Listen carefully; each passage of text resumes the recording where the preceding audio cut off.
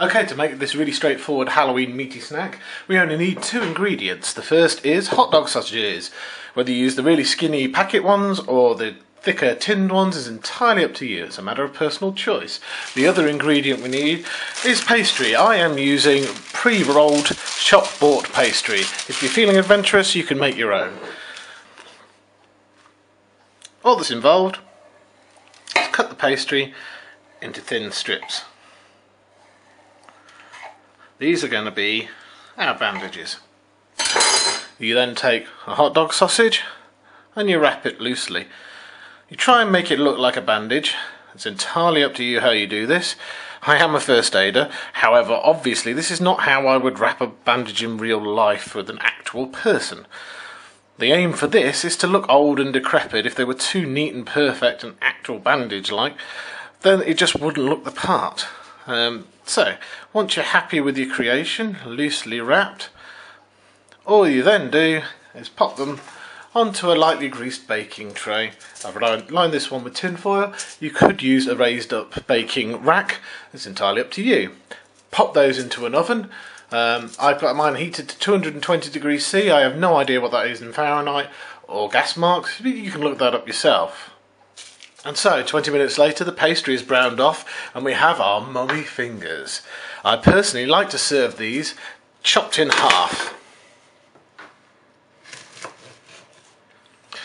Now obviously, mummies wouldn't actually have blood, but if you want to go that extra gory mile, I think these look fantastic with a blob of ketchup on the end of the severed mummy fingers. And there we have it.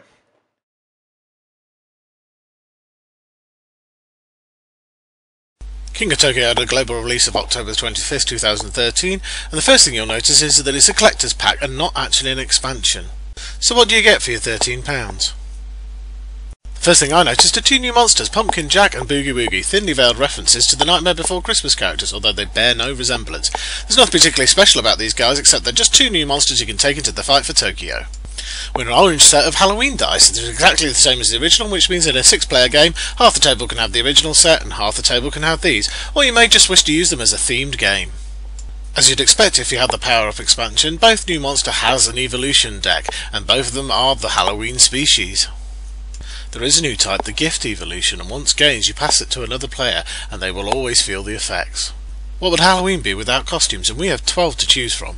It would have been lovely to have these as actual overlays on our monsters, but 12 costumes, 9 monsters is just not practical. Acting as significant powers, they're mixed in and purchased with the other cards. You can combine any costumes you can afford to buy.